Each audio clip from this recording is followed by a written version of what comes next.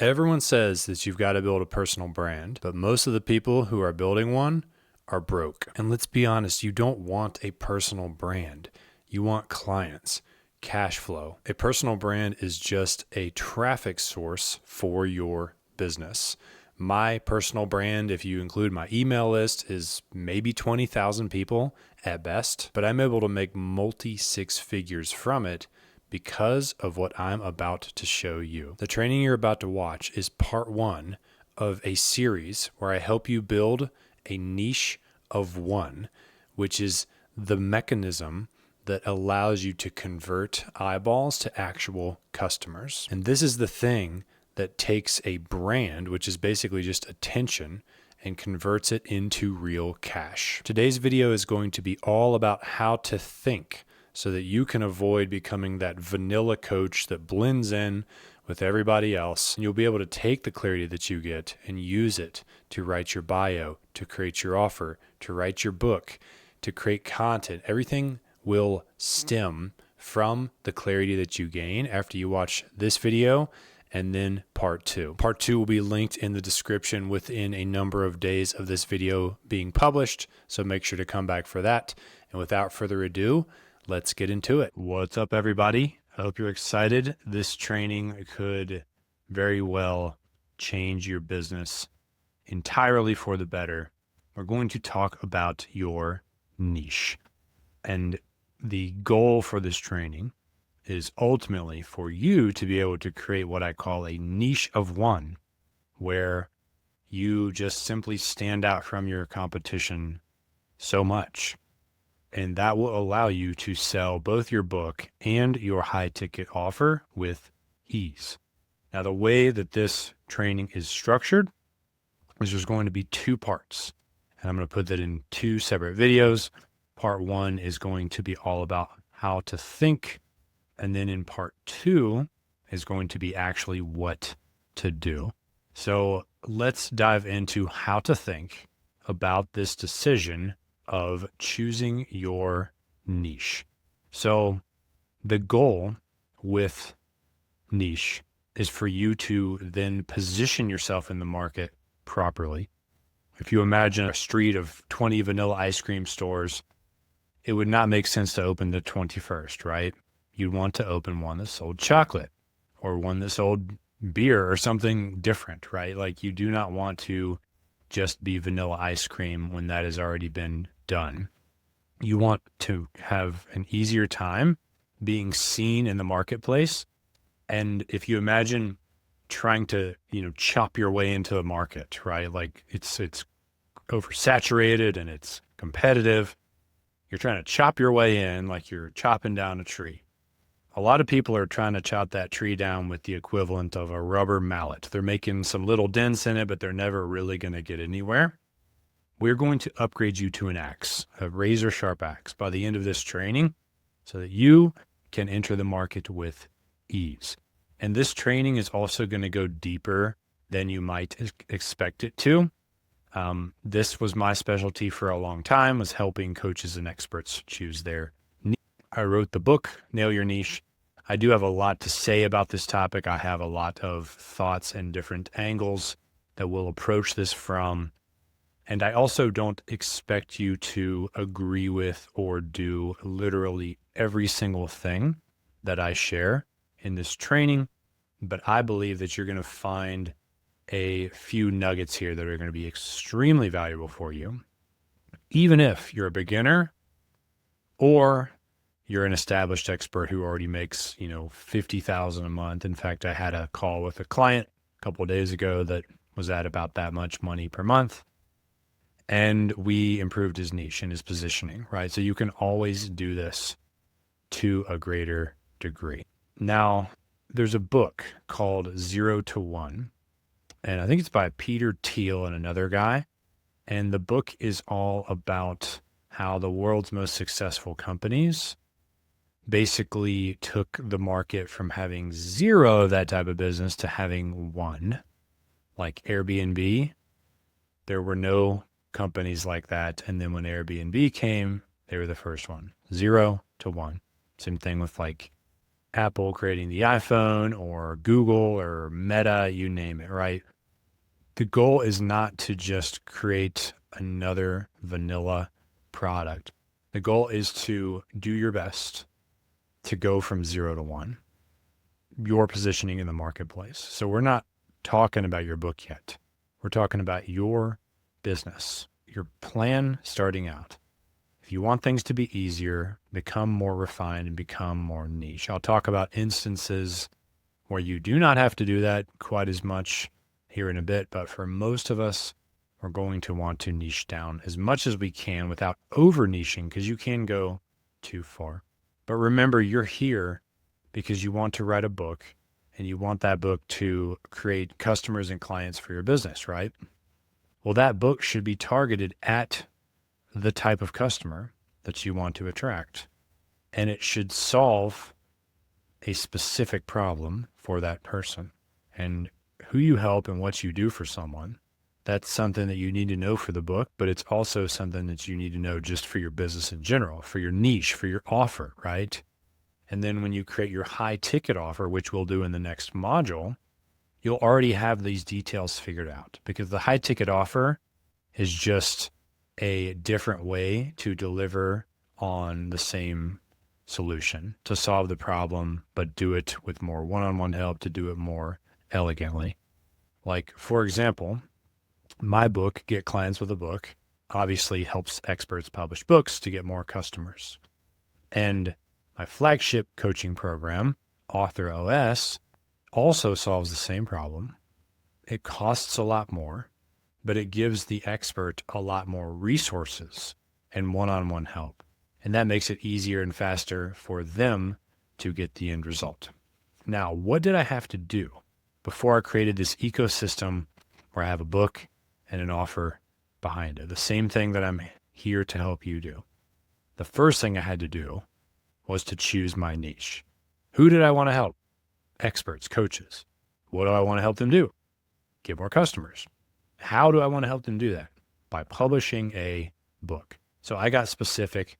I planted my flag, and that one decision, it colored in all of the other decisions. Literally everything stems from that. Like, it's like the ingredients that go into the recipe. So now I know what the book is about, what the offer is about, what to put in my social media bios, what to put on my website. This decision is critical. And yet sometimes we make it way too quickly. Like, I don't know about you, but when I chose my major in college, they just shuffled me into some room and I talked to some guy for 15 minutes. And I ended up picking an English major. And I graduated with an English degree and promptly found out that it's basically not worth anything unless I want to go be a teacher of some kind, right? But it sent me down a track for years of English classes and literature and writing papers and reading books. I guess it kind of all did end up making sense because of what I do now, but I didn't need to do that, right? I didn't need to go down that track.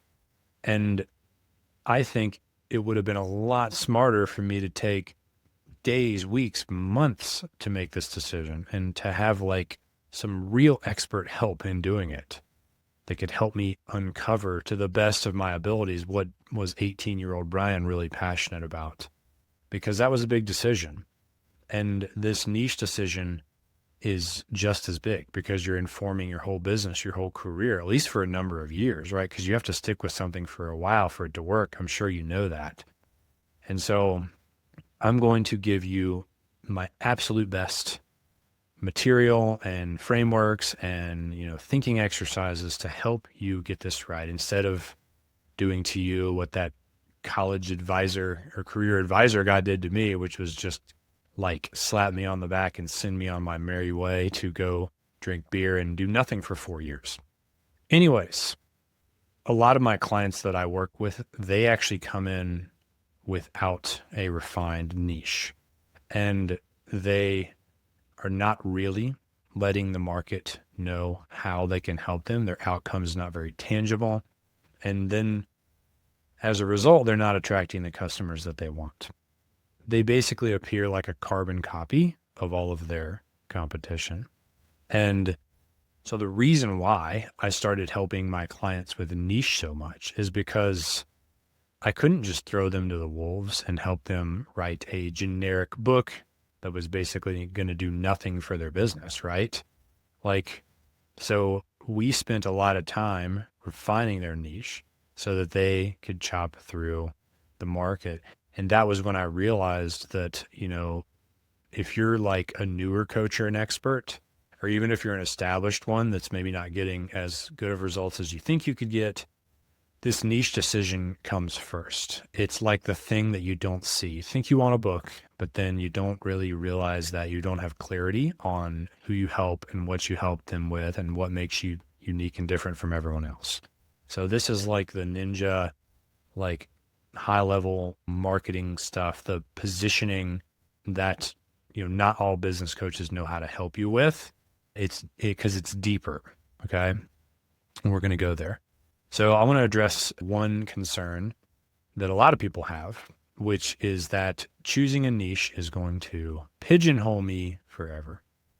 If you have this concern, I will tell you never fear, because I have discovered a way to make your niche decision that won't pigeonhole you into helping people with one specific thing forever. However, you will need to make certain commitments if you want to make money. Like we talked about a second ago, whatever you land on, you got to do it for a couple of years. I mean, I've now been doing this book thing for a couple of years, this book offer. I don't plan on changing my niche, but it took me a couple years to like honestly get my foothold in this offer. I mean, every time you change, it's like you got to like prove yourself and start all over, right? So you have to commit from a time perspective. The other commitment that you'll need to make, which we'll go into more in depth on this in a second, you need to commit to the type of person that you're going to serve. Okay. That is very important. And the thing that you help them do, that can change and evolve, and you can add to your services over time, but you don't want to change the avatar, the person that you help. And you won't have to if you do it right, if you get it right the first time. Now, one pitfall to avoid, and this is after working with hundreds of coaches, and I've had people that have paid me money and then they've gotten on a bunch of calls with me and we've talked about their niche and they just waffle and flip-flop and delay this decision forever. And they're basically just worried about making the perfect decision. The irony is that you cannot discover your perfect niche from the sidelines. Like if you think about my journey, I went on from being a real estate coach to where I am now, helping experts publish books. I never saw this coming, and I never could have if I had just went and got a job and never tried, right? I had to just move forward at every stage of my business. I've made my best guess at what my niche is and did it, just like launched the offer, started to get clients and helped people. As a result, my reward for taking that action is I've pinballed my way to a niche that I believe is better than all the previous ones for me, right? And it's just very crisp and tangible and quantifiable and aligned with what I enjoy and who I love to help and all of that, right? It was a long journey to get here, 7 to 8 years to be exact. My goal is to save you some pain in some years, but you are going to have to take what you learn here, make the best possible decision for you, and live with that anxiety that it might not be the right one. Okay. And I'm sure you've had to do this before in life, right? You've had to like make a hard decision. You didn't have all the information you felt like you needed, but the clock was ticking. You had to make the decision. And I'm asking you to force your hand and make that decision, even though the clock isn't really ticking in the same way it does for other big decisions. Like if you lose your job, you have to decide what to do next before your money runs out, right? If you can't pick your niche for your coaching business and you already have some other way to make ends meet, you can technically like waffle on for years without choosing the niche. because you have this fallback strategy. And I'm asking you to not lean on that, to act as if this is like urgent and you must make this decision. Okay. Because if you want an expert business that makes great money and gives you the dream lifestyle, just remember the vision, right? What are you here for? Like, don't you want a badass lifestyle coaching / expert business that makes multiple 6 figures or 7 figures a year with high profit margins and low stress and not a lot of overhead? And you can do it from anywhere. And it's like your life's work, but it gives you the ability to buy a nice house and travel and all that. Don't you want that? Well, all of that is on the other side of committing to a niche and moving forward.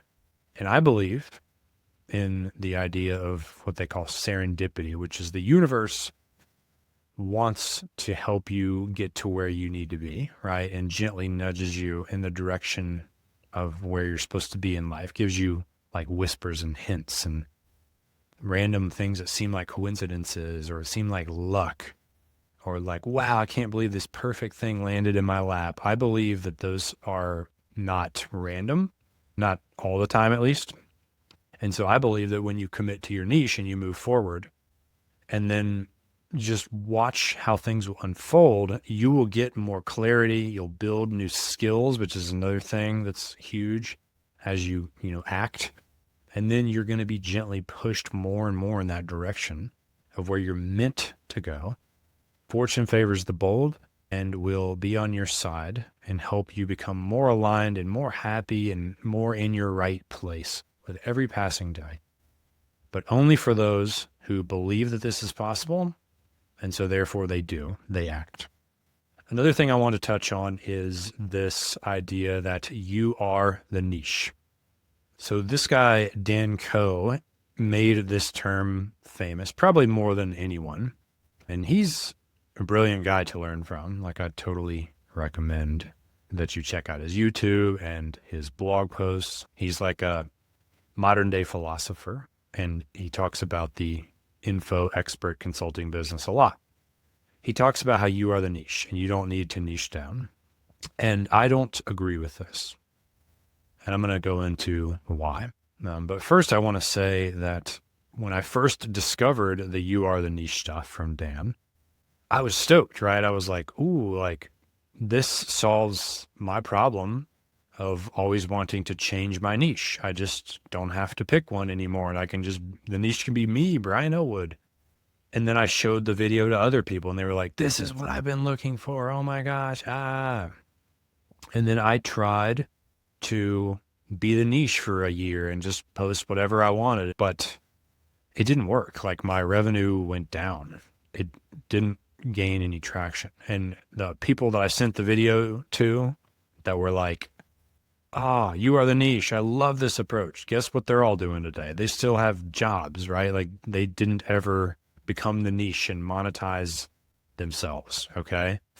However, a guy like Dan, I mean, he makes a few million a year, at least from what I've heard. That's more than I make. So am I wrong? If he's more successful than me, he doesn't appear to be limited by a niche. At least that's what he says. Am I wrong about this? Well, I've thought about this a lot. Here's what I think. So Dan, he started building his audience around 8 years ago.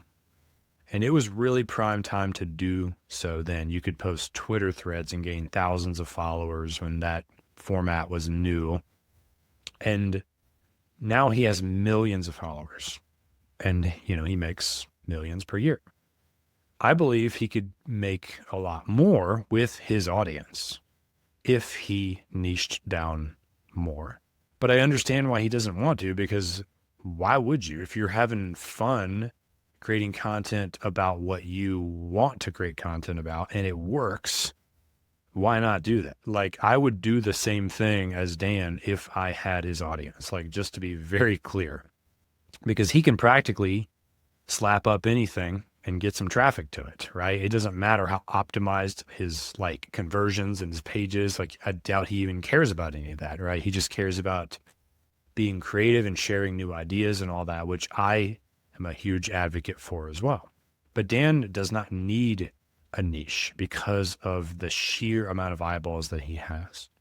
However, I believe that he has a niche, whether or not he says that, right? If you go to his website and you look at his products, right? It's like the 2-Hour Writer, the one-person business, Build Your Second Brain, the Writer's Boot Camp, right? I mean, his content is about how to make $1 million with AI, learn AI to 10x any other skill, achieve your goals, right? Learn faster, how to thrive with multiple interests. So there is a niche here. It's around succeeding as a creator, as an artist.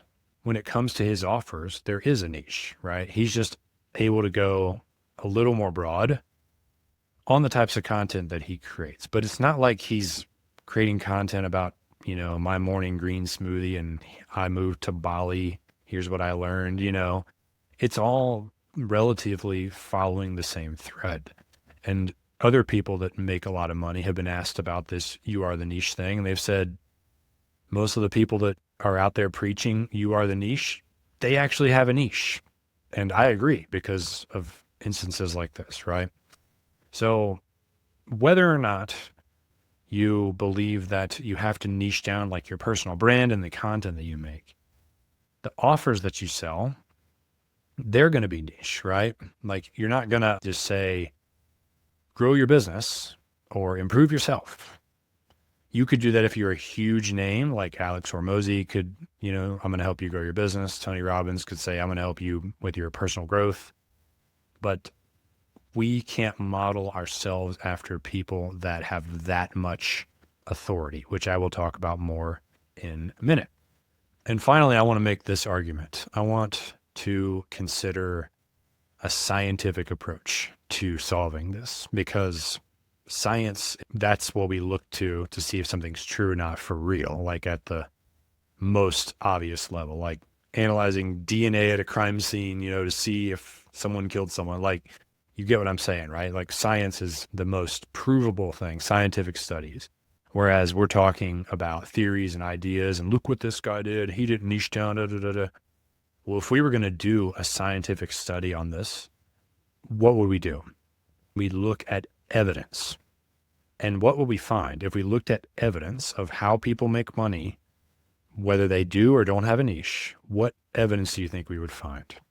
The answer is obvious, right? There's millions of people that are making millions of dollars with well-defined niches, right? Like there's a guy who is a health coach. There's a guy who is a Facebook ads expert or whatever. They're crushing it. Like those things do work to make money. We know that for a fact. It is proven in our faces all over the internet every freaking day. Now, what about the other set of evidence? People that do not have a niche and they make money. What would that look like stacked against the people with a niche? I think it would be far, far less evidence. There'd be lots of evidence of failure in that category, and there'd be a little evidence of success, but only for people that basically have such a big following that they can afford tons of leakage in their customer journey, in their funnel.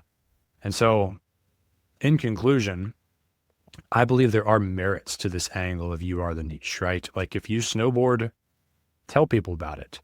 If you love to cook, use cooking analogies to talk about your business related product. Or if you have anxiety, share your struggle with that and talk about how it relates to your story and maybe what you help people with, right? You should weave yourself in and not just be like what Dan Coe says is like a glorified search engine result. Your website or your blog posts, if that's just literally just information that's devoid of any of your worldview and your principles, then why would you even last when there's a world of AI coming where people could just get that answer without going to your blog, right? But the content that you make and the offer that you sell should be niched. Most of the content should be niched and the offer should be niched, right? That is my personal take on this. And then when you get bigger and bigger, your monetization options will open up. The next thing I'll talk about is that authority reduces your need to niche, right? Like we talked about with Hormozy and Tony Robbins. Or if I was James Clear, he wrote Atomic Habits. James is one of the most successful nonfiction authors right now. I'd be able to run a workshop and be like, how to become a best-selling author. It would absolutely sell out. And this is not even if I just had his audience, which would make it sell out on its own, but it would sell out based upon the track record, right? James Clear is one of the most successful nonfiction authors, and he's telling you how to do that, right? If Alex Hormozy ran a Scale Your Business live event, people would line up outside the door, okay? So niching matters more when we are still establishing ourselves in the marketplace. It's how we get attention. It's how we stand out. And in a dream world, we would, yes, have so much authority and respect and trust. We wouldn't need to refine the niche and be a certain type of business for a certain type of person and all that. But it simply isn't the case for most of us. And even Alex Hormozy, if you want to work with acquisition.com, you have to be making, I think, $1 or $3 million per year at least. So even Hormozy niches down to some degree, even though the outcome that he helps with, which is grow your business, is very broad, he's definitely able to do that. But for you and I, let's remember not to make the mistake of trying to model someone who already has so much authority and established themselves at the pinnacle of a certain industry. All right. The next thing to talk about is what is actually going to happen when we niche down? What are we really talking about here? What changes we'll make? Well, the first thing that's going to happen is you're going to land on a certain type of customer that you love to serve. And the good thing is you will ensure that you enjoy your client's company and your customer's company because you're going to handpick who they are ahead of time. You will also distinguish yourself in the marketplace because you are different than your competition. You will become more refined. For example, I like single origin Ethiopian coffee, some of the best coffee you can get. And I wish there was a coffee shop that only sold single origin Ethiopians. I'd be there every day. Yet there's so many coffee shops that are just, we sell coffee and it sucks. And why aren't more customers coming in? Well, it's because there's really no reason for them to come here versus anywhere else. People are probably just going because they live in the neighborhood or whatever. I think it's better to go deeper. The other benefit of when you go more refined with what you offer is you can make that world class. Like with that coffee shop, if you only have to focus on one specific type of coffee, you could become the world's greatest expert on that. And you can become known for that. And you'd be invited to speak at coffee events because you are the expert on this one thing, right? Versus just being broad and being kind of mediocre at everything. It's hard to be the world's greatest at everything, right? It's way more approachable when you niche down to a specific thing, then you can compete to be the go-to option. Any of the business tycoons will tell you that if you don't get into an industry with the goal of being number one, then what's the point in doing it? Are you just there to sort of pick up the scraps and just hopefully earn a living? It's much better to aspire to dominate. And I used to hear that advice and I'd be like, I don't know if I really want to do that. It sounds like a lot of work. I'm lazy. I want to play video games. I don't really want to have that much exposure. I don't want to dominate. I'm not that alpha where I need to dominate or whatever. Over time, I've learned that it's not even about any of that. It's just about giving yourself a lot easier chance of succeeding, of making money. The way you do that is you refine your product more so that it is less work on you in order to dominate, because you don't have to dominate everything. You can just dominate a specific segment.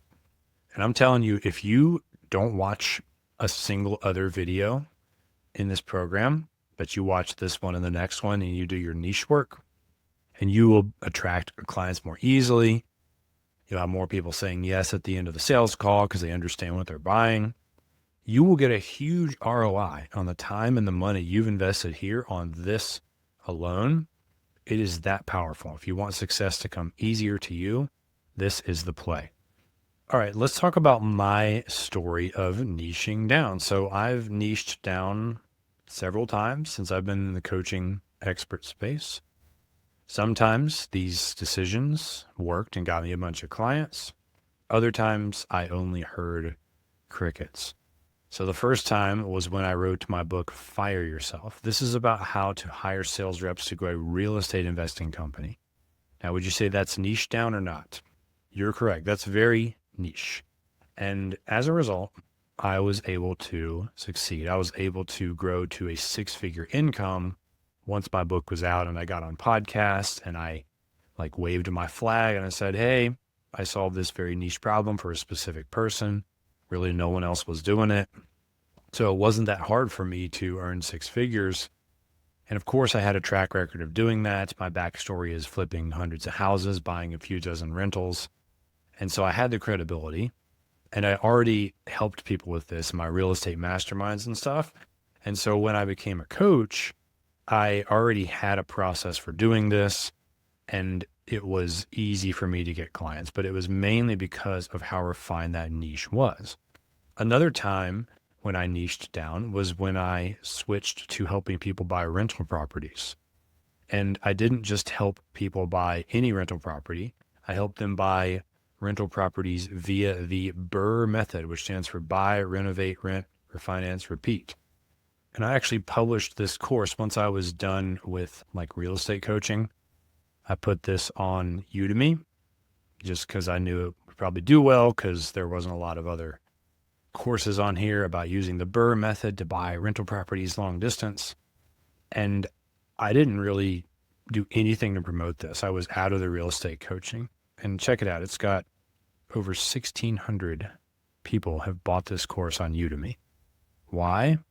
It's niche. It's not just a generic course on real estate investing. Then when I pivoted to helping coaches, for a while, I tried to just help you like grow your coaching business, and there was tons of competition. So I had a failed niche right in here, grow your biz kind of thing, grow your coaching business. And I struggled when I pivoted away from real estate into helping coaches.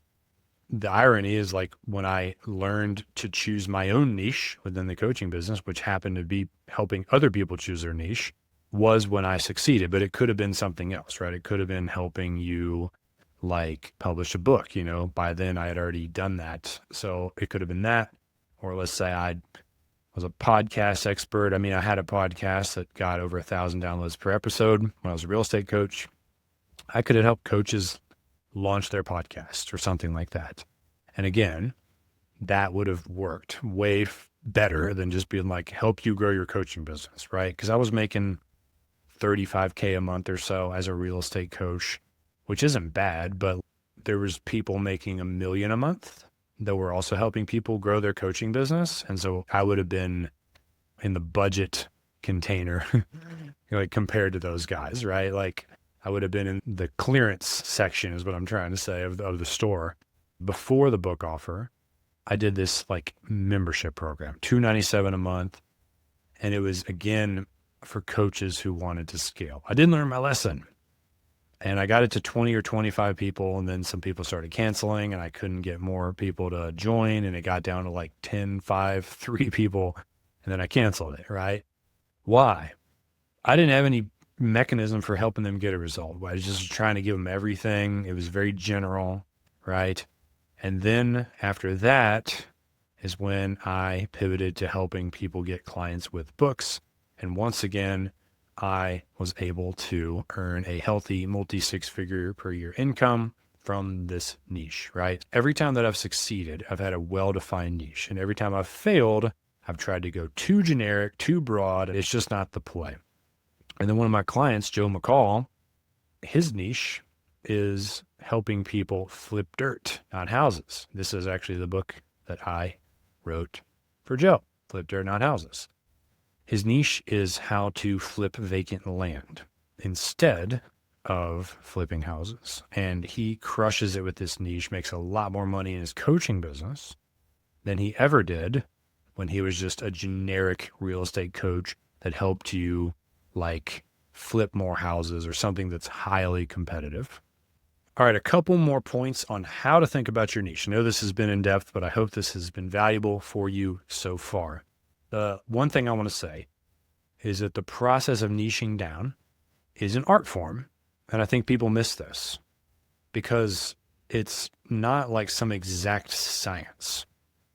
The reason why it's art is because it is a combination of things like your skills, your passions, the person you love to serve, the marketability of your offer. Like, do people even want the thing you want to sell them, right? It involves digging deep within you and saying, how are you unique? We don't want you to look like one of 1,000 different similar options. So what's special about you? And sometimes when I talk to people, guess what? There's nothing special about them. And I don't mean about them as a person. I mean the level to which they've developed their product or their offer. It's not unique, right? It's just like a carbon copy at best. And so sometimes they either have to do a better job of digging up what is unique about them or niching down to solving just a specific portion of the problem that they were trying to solve. Or they might even have to go out and develop the missing skills so that they can actually be unique. That's what people don't want to talk about. Like, even when I chose this niche of helping people with books, there were skills I had to go out and develop, like all the book funnel creation and the emails and the automations and the scripting, the like video sales letter, little explainer video that gets people to book calls. Like, there was certain parts of this whole thing that I was like, okay, I need to get better at that right now because this is something my customers are going to need. This is part of my niche and I have a skill gap there. So sometimes you will be pressed to improve yourself. And that's how it should be, right? Because science has been shown that we find the most joy, we have the most happiness in life when we are pushed to grow every day and when we are challenged just enough to get us in that flow state. Challenge can't be so hard that you're just like, can't be too easy either. You want your life to be challenging. You want your career to be challenging. That is scientifically been proven to bring more joy and more happiness. This is why people don't really want to rock in hammocks, okay? They want to work because that is where they get the joy from. And so I see it as a good thing. If you're looking at like, oh man, I'm going to have to learn how to do this and that, that's where you're going to get satisfaction from. And you're going to be proud of yourself because you worked on yourself and you developed new skills, okay? I hope you can start to see, though, big picture, why this issue of niche is so difficult for people, right? Like, it is just a bear. And that is because it involves more than one thing. We're talking about external skills, internal desires. We're trying to come up with a recipe that works for you. Now, the last thing I'm going to say is that there's really only one niche decision that matters long term. So my backstory, like I said, flipping house, my customer avatar was homeowners, landlords primarily. Didn't have anything in common with them. It was literally just a way for me to make money. Then when I kind of retired from real estate and started coaching, I was helping mostly 9-to-5ers escape the rat race through real estate like I had.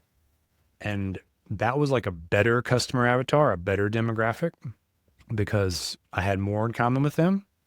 It was mainly because it was just like more younger guys that were more driven and stuff. But like beyond that, I still didn't have a ton in common with that person.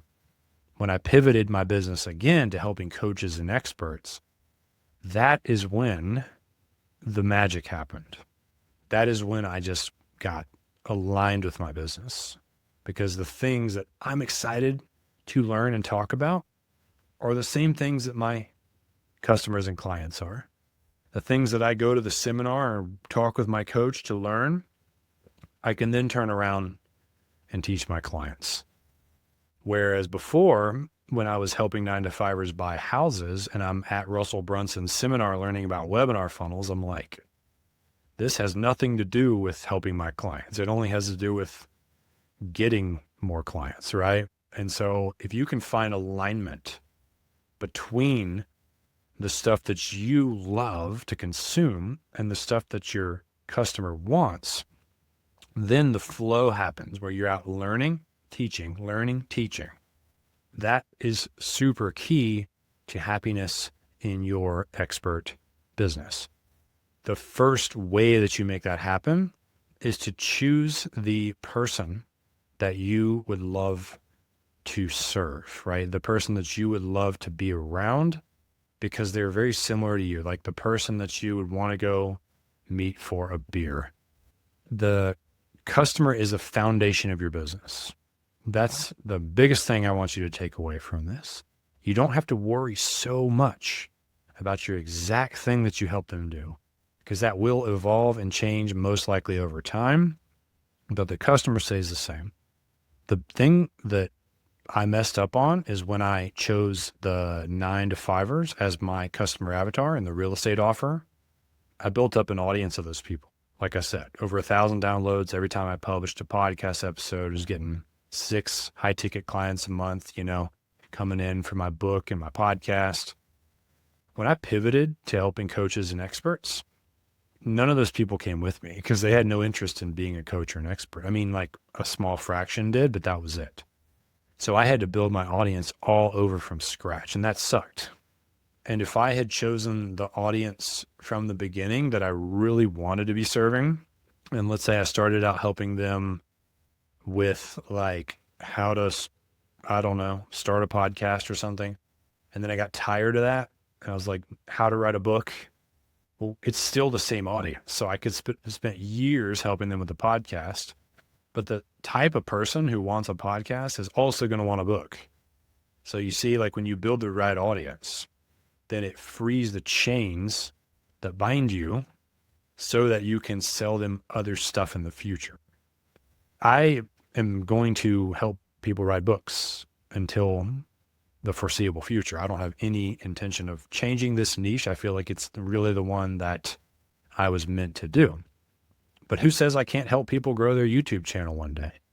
I mean, if I get really good at that, and a lot of people are asking me about it, I can do a workshop around that. I could be a one-time thing, or a course or whatever.